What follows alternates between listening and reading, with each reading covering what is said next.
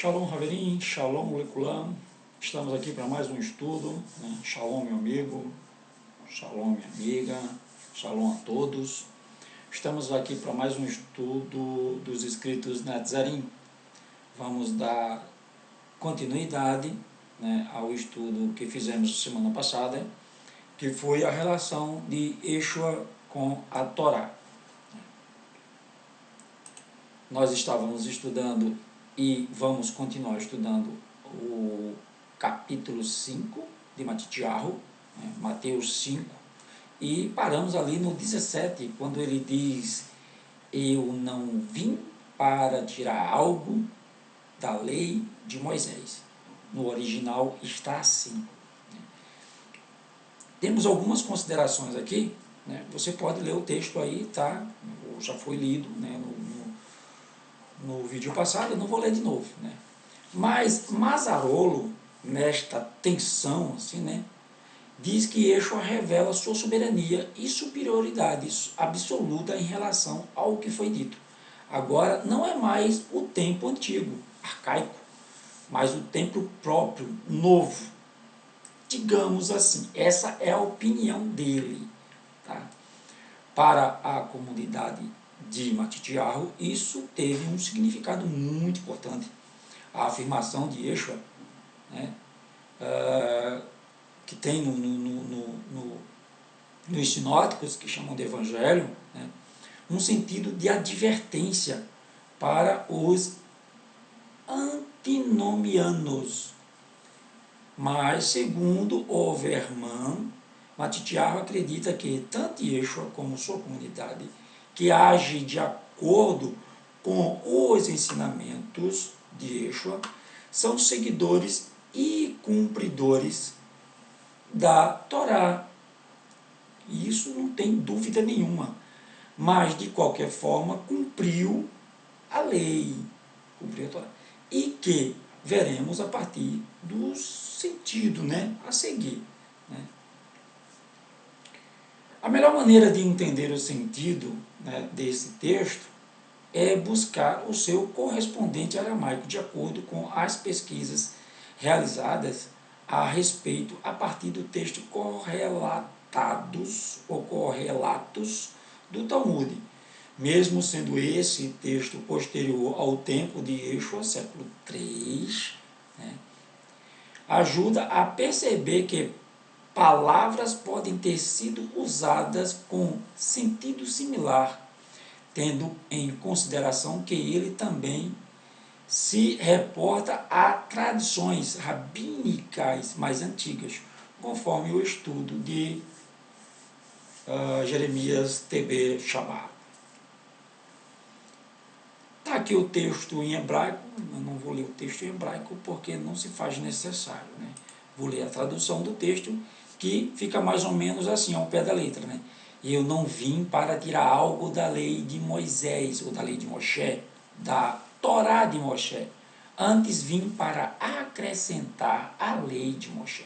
Ou seja, ele não podia tirar, mas ele podia acrescentar, porque ele era a Torá viva ali. Ele era a Torá viva, né? O verbo se fez carne, então ele era a Torá. Ele podia acrescentar mais coisas, ele não podia tirar. O Eterno não volta atrás naquilo que fala, mas ele pode acrescentar, sem diminuir o que já disse. No caso desse texto, né, anular, né, a palavra anular, eu não vim anular, ou eu não vim tirar, corresponde ao aramaico, né, tirar fora, né, que é o mesmo anular do grego, cumprir ou cumprir do grego, correspondente ao aramaico aumentar ou acrescentar, alargar. Assim, afirma que a tradução de osap, acrescentar, com tornar pleno, no grego, expressa adequadamente que o propósito do preenchimento é atingir a medida plena. Entendeu? Ou seja, eu vim torná-la plena, sem dúvida nenhuma. Eu quero tirar todas as dúvidas de vocês, né, e fazer ela nivelada. Nivelar ela para todos. O que vale para um, vale para o outro. O que não estava acontecendo. Não estava acontecendo, porque Quem chegava com um boi gordão era muito mais paparicado de quem chegava com a pombinha, né? E não é isso que acontece hoje, né, nos templos religiosos por aí. Então Yeshua veio para combater isso aí, né? Temos algumas considerações aqui de alguns autores, né? Quanto a esse termo específico, alguns manuscritos trazem, né, em vez, né, isso muda totalmente o sentido, pois o primeiro significa nem, ou seja, né? E Yeshua não teria vindo nem para tirar, nem para acrescentar nada à Torá. O segundo, conforme constatada na tradução, aponta para a mudança em que Yeshua veio trazer. O autor, Jeremias, né, dito aqui como Jeremias, preferiu o segundo sentido, conforme consta o texto apoiado também num texto do cristianismo judaico, né? Ele diz aqui o nome, né? E numa fonte judaica cristã, que afirma pelo sentido que Yeshua não veio para diminuir, mas pelo contrário, para completar. As palavras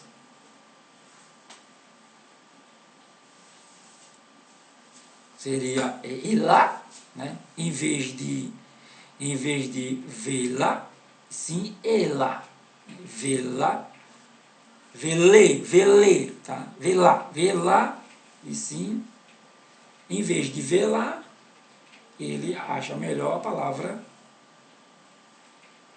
elá. Quer dizer, em vez de diminuir, acrescentar, ou pleno, torna pleno.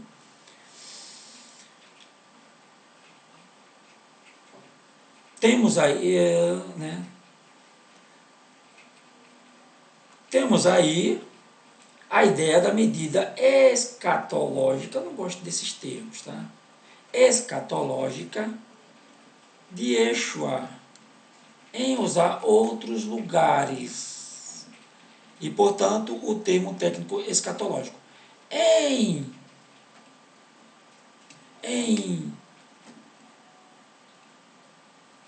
Nesse sentido, considera Matitiarro 5,17 a expressão mais aguda da consciência da plenipotência, né, de Yeshua.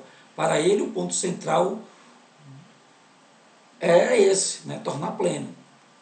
Barth considera que o sentido, né, não é nem o simples fazer como cumprimento mecânico da Torá, nem determinar o verdadeiro sentido dos mandamentos, mas estabelecer a Torá e os profetas como o próprio estabelecimento da vontade do Eterno. Isso é marcado pelo fato da obra do Mashiach ser precisamente a realizar a vontade do Eterno, de acordo com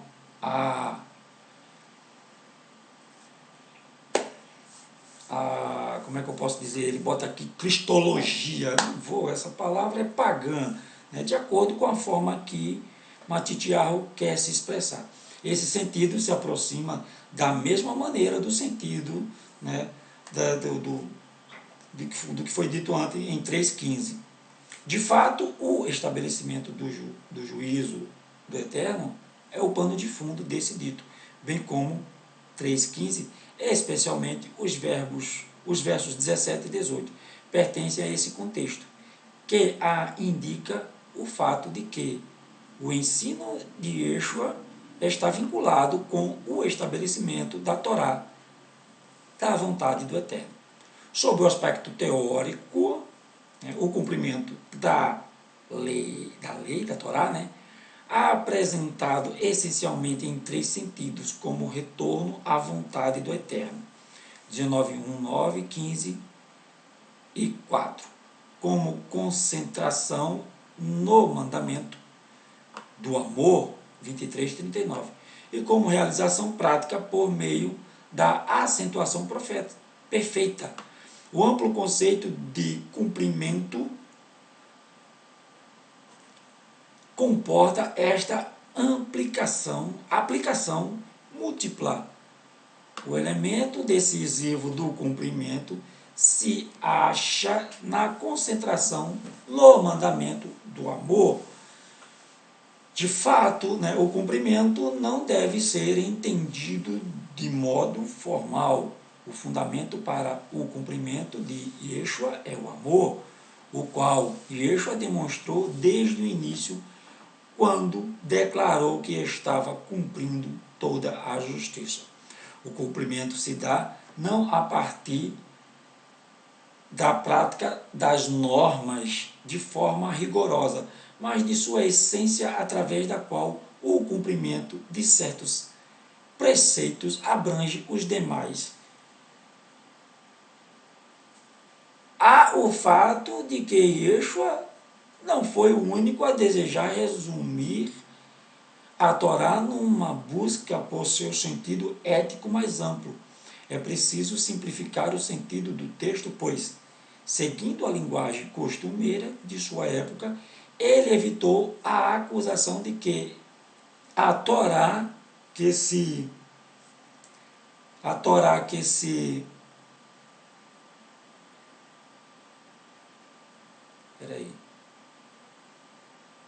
seguia, abrogava o significado original das palavras da Bíblia, né, das Escrituras.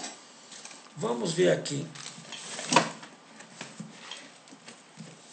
Deixa eu pegar aqui, né, a famosa Bíblia de Jerusalém. Vamos lá para Mateus, aqueles textos lá que ele falou, né? Vamos devagarinho, vou fazer mais vídeos para a gente ir devagarinho.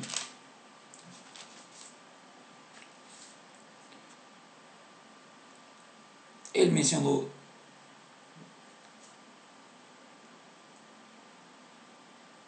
19, de 1 a 9.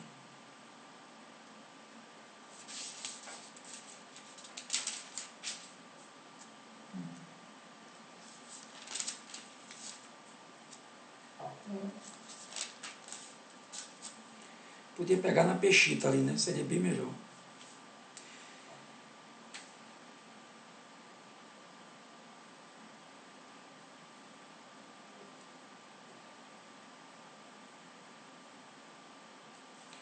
Bom, ele aqui vai falar sobre né, aquela relação do homem com a mulher. Isso não é importante, tá? Vamos prosseguir aqui. Eu já disse os textos, depois vocês leem aí, né? Vamos seguir. Como Yeshua cumpriu, né, a Torá? Como foi que ele cumpriu a Torá? Yeshua foi circuncidado ao 8º dia, Lucas 2:21, o que em si já indica que o seu ambiente natural foi como judeu observante da Torá, dentro da tradição transmitida pelos evangelistas, pelos seus discípulos, né? Continuaram a tradição. Não é tradição, tá? Cumprir a Torá não é tradição. É ser temente ao Eterno. Mesmo com as interferências redacionais em relação aos eventos, transparece em vários momentos esse respeito à Torá, ao mesmo tempo de uma aparente liberdade na interpretação de questões pontuais.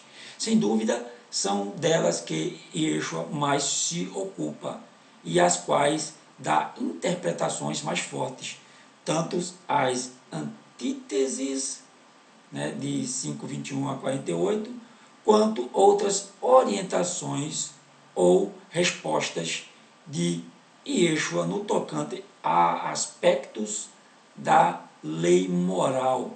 A questão familiar, em Mateus 12:50, 10:37, 8:21 a 22, bem como o divórcio, que é o que a gente ia ler agora, né, em 19:3-12, parece direta ou indiretamente relacionar-se com o decálogo, Não tem para onde correr. Né? Decálogo é os 10 mandamentos, são as 10 palavras. Os pronunciamentos associados a Moshe no Monte Sinai. As antíteses têm, em sua maioria, essa ligação conforme o quadro abaixo. Primeira, texto, 5, 21 a 26, homicídio, está relacionado a Êxodo 20, 13. Segundo, 5, 27, 30, adultério, está relacionado a Êxodo 20, 14. Terceira, 5, 31, 32, 19, de 3 a 12. Divórcio, Deuteronômio 24, de 1 a 3. Pois a gente vai ler tudo isso no próximo vídeo. Quarta, 5, 33, 37. Juramento. Não pode jurar. Fazer voto é pecado, né? Está relacionado a Êxodo 27 e Levítico 19, 12. Ainda dizem que Yeshua não pregou a Torá. Quinta, 5, 38 e 42. Vingança. Êxodo, está relacionado a Êxodo 21, 24 e Levítico 24, 20. A sexta, 5, 43, 48. Tudo no capítulo 5. Só ali na terceira que vai para 19. Então a sexta, no capítulo 5, de 43 a 48, fala do amor ao próximo, que está relacionado a Levítico 19, 18 a 34. Pelo quadro acima, percebe-se que em 3 antíteses, 1, 2 e 4, Yeshua analisou leis diretamente dos 10 mandamentos, do Decálogo. As demais são citadas a partes diversas da Torá de Moshe, que foi dada a Moshe, mas foram colocadas numa ordem que demonstra que o objetivo de Yeshua não é observância da lei, demonstra que o objetivo de Yeshua na observância da lei ou na observância da Torá. Eu não gosto do nome lei, porque Torá não significa lei, Torá significa instrução. Acima de tudo, o amor ao próximo, o qual deve reger o relacionamento entre as pessoas. Tanto que ele junta tudo em 2 grandes mandamentos. Quanto às polêmicas sobre a lealdade familiar, esta sempre em questão o mandamento do Decálogo sobre os pais, em Êxodo 20, 12. Não há uma discussão formal sobre o assunto, mas encontramos algumas situações que podem transparecer um certo descaso para com a família. Quando um discípulo desejou seguir Yeshua, mas pediu para aguardar, isso é muito importante, tá, gente? É muito importante. Para aguardar a morte dos pais. Ele respondeu: segue-me e deixa os mortos a sepultar os seus próprios mortos. 8, 21, 22. Em seu discurso de envio aos discípulos, no capítulo 10, ele adverte que o amor aos pais não pode sobrepor-se ao amor por ele. Quem ama o pai, eu ou a mãe mais do que a mim, não é digno de mim. E quem ama o filho ou a filha mais do que a mim, não é digno de mim. Gente, vamos entender o seguinte, que Yeshua, quando ele se referia a mim, ele estava se referindo ao verbo que se fez carne. Quem é o verbo? A palavra. Quem é a palavra? É a Torá. Quem é a Torá? Os 10 mandamentos, as instruções que foi dada ao Eterno. Foi dada pelo Eterno a Moshe. Deu para entender? Então, o que é que Yeshua está dizendo?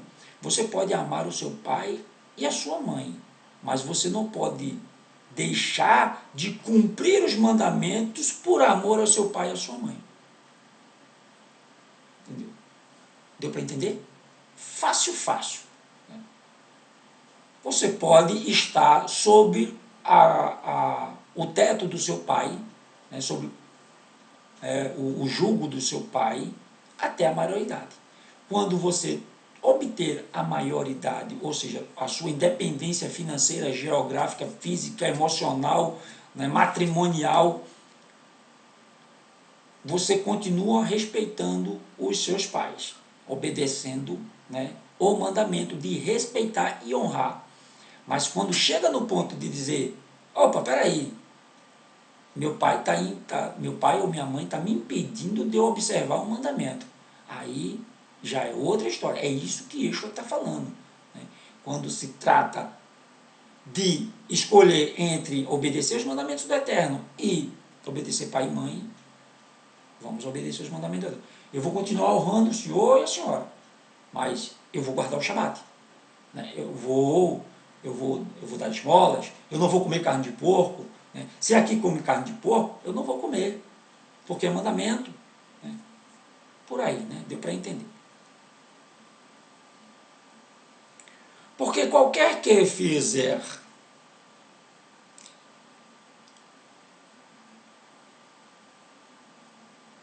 vamos lá, em outra ocasião, quando ensinava aos seus discípulos, e foi dito a ele que sua família o guardava do lado de fora da casa, ele disse, porque qualquer que fizer a vontade de meu Pai, que está nos céus, este é o meu irmão e minha irmã e mãe. Como entender essa aparente distância, até mesmo certa negligência para com a família? Antes que ele fale alguma coisa que eu vou falar, o que ele está dizendo é o seguinte, né? Naquela época, os irmãos e a mãe não seguiam ele, não seguiam ele, não tinham ele ainda como profeta, como salvador. Então ele, minha família é quem me segue, é quem está aqui junto comigo, escutando os ensinamentos do meu pai, né? Observando os mandamentos, né? Vamos lá. Uma possibilidade para ser a ideia apontada por Crossan, de que as famílias ficariam divididas por causa de Yeshua, também, né, ele disse, olha, vocês vão ter que escolher, pai contra filho, filho contra pai, aquela história, né?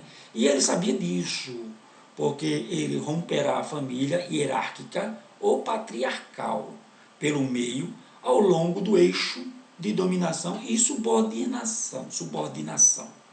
Ou seja, o exemplo do que Yeshua apontou na questão do divórcio, não haverá mais relação de dominação entre pessoas, mesmo que na família. Na verdade, Yeshua intensificou a lei, ou o amor, o mandamento do amor, ao ponto de renunciar toda a violência, mesmo permitida pela Torá. Não vejo, aqui é quando eu discordo dele, porque eu não vejo violência permitida pela Torá. A questão é que existia um julgamento sério na Torá. Mas o que Yeshua fez? Ele acrescentou, né? Ele disse, olha, é o que Paulo também fala, ao invés de estar brigando, esquece o assunto, deixa o outro achar que venceu. Tá alguma questão que você perdeu, fica com a perda. É o que Paulo ensina, é a mesma coisa, dá outra face. Quando Yeshua disse dar outra face, não está falando de bofetada, não, né? Ele está falando do cara passar a perna em você num negócio e você se sentir, né, lesado, vai na feira, compra uma mercadoria, quando chega, abre e ela está podre, né, um legume, sei lá o quê, né? Esquece, deixa para lá, assume a perda, o Eterno é maior para te dar mais, né? Isso é dar outra face. É isso que ele está falando aqui. O amor.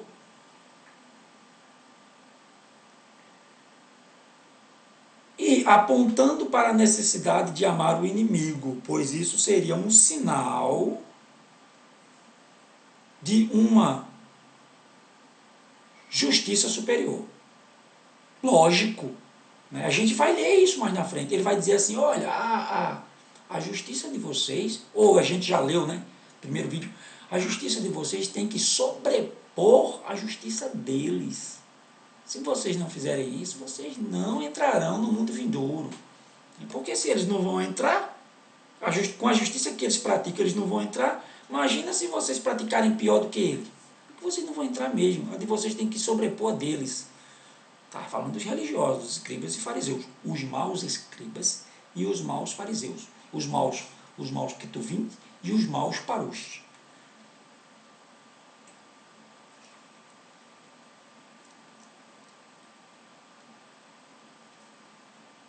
Como afirma Stegeman, né?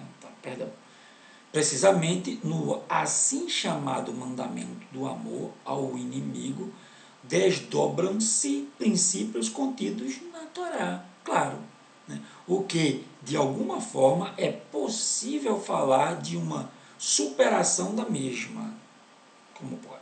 Essa foi uma ideia que as comunidades seguidoras de Yeshua acolheram dele mesmo, não sendo jamais uma elaboração posterior. Tendo em vista uma interpretação apropriada da Torá, Yeshua a resumiu em situações de debates e ensino. Os sumários representam a busca de uma síntese que facilite e englobe toda a Torá, considerada como vontade do Eterno, num único grande mandamento. Isto também ocorria no judaísmo, de acordo com a famosa história relacionada aos dois grandes mestres, né? Aí a gente vai falar dos dois grandes mestres, né? Um gentil foi procurar Shammai, essa história é muito legal, né?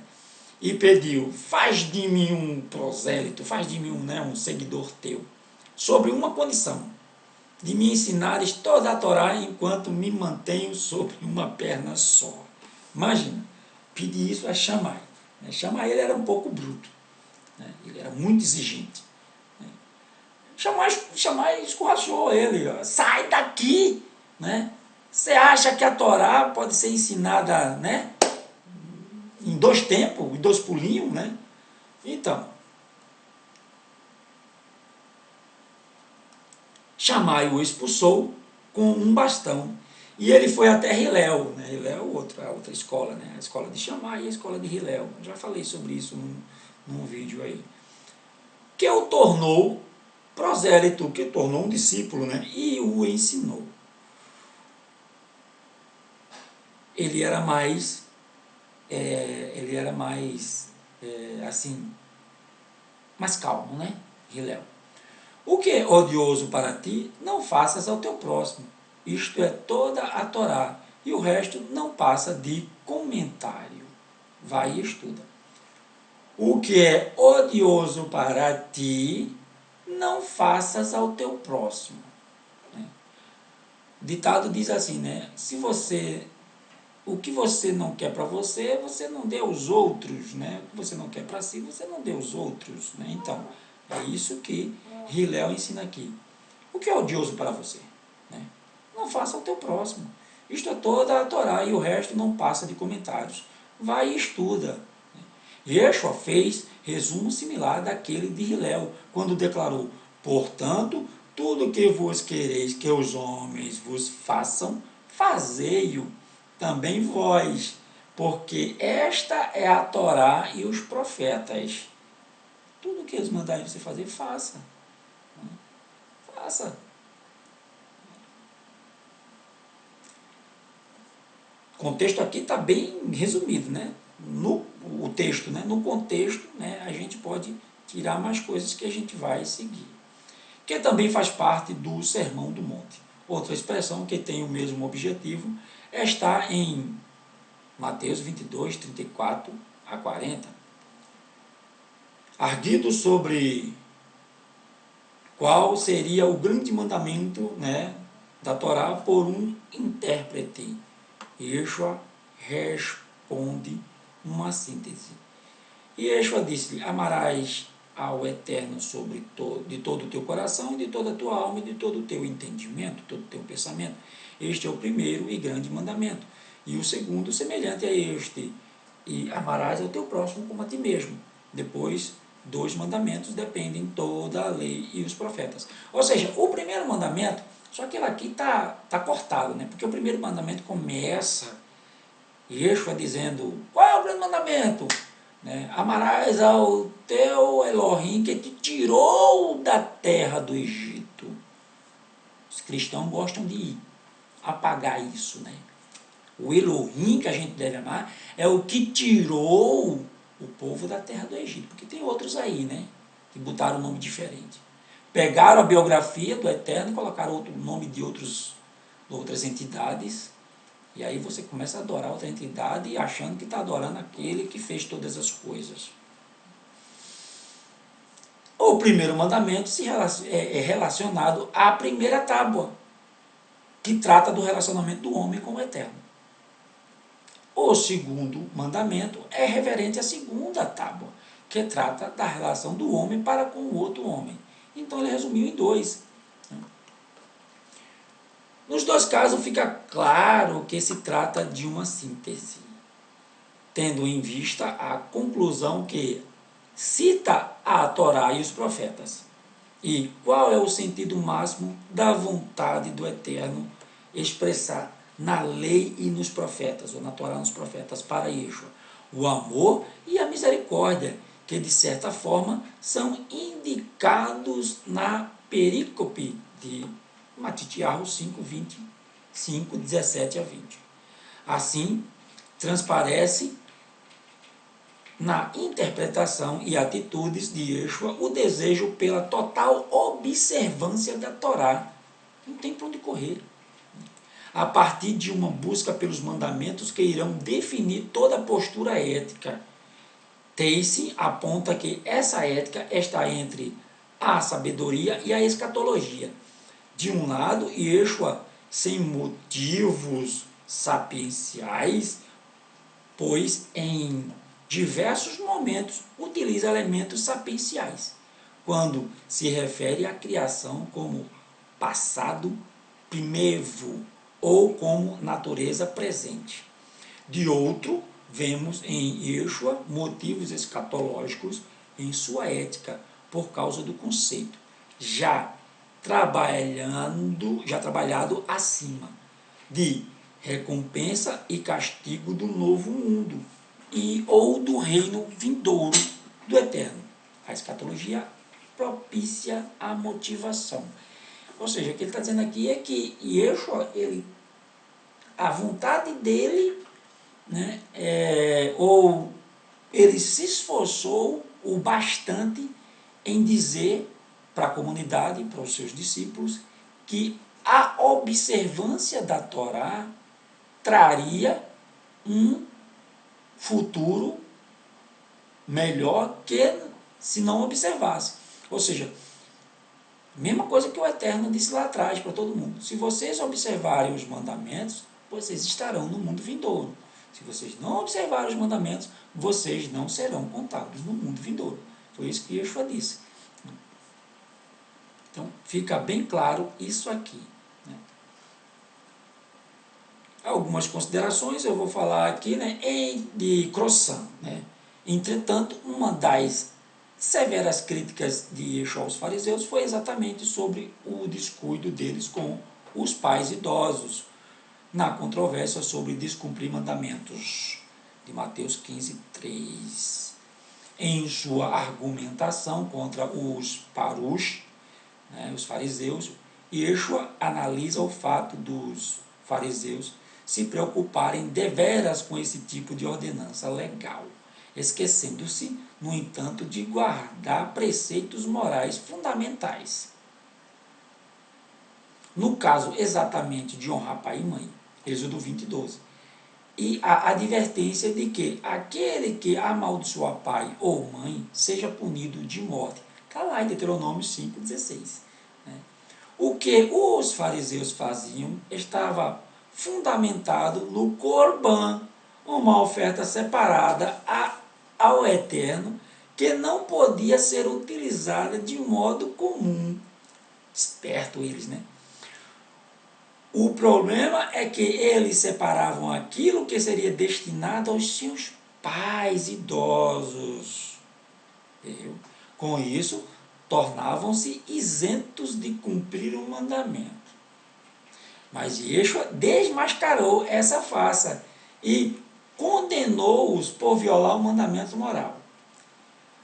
A conclusão é que se chega que Yeshua só colocava a família numa condição menor quando se tratava de cumprir a missão confiada a ele, de proclamar a realeza do Eterno. Se os teus pais estão te impedindo de proclamar a realeza do Eterno, de estudar a Torá, aí sim, aí eles têm que ficar em segundo plano. Isso que Yeshua, né, falou. Né? Então, gente, a gente vai ficar por aqui. Né? No próximo, a gente lê mais um pouquinho, né, sobre esse estudo para o vídeo não ficar muito longo. Né? E aí a gente aproveita e lê as correlações daqueles textos, né, no próximo vídeo, ok? Shalom para você e até o próximo vídeo, se assim o Eterno permitir. Emitze Hashem. Elohim Elenirman. Elohim é rei fiel. Shalom.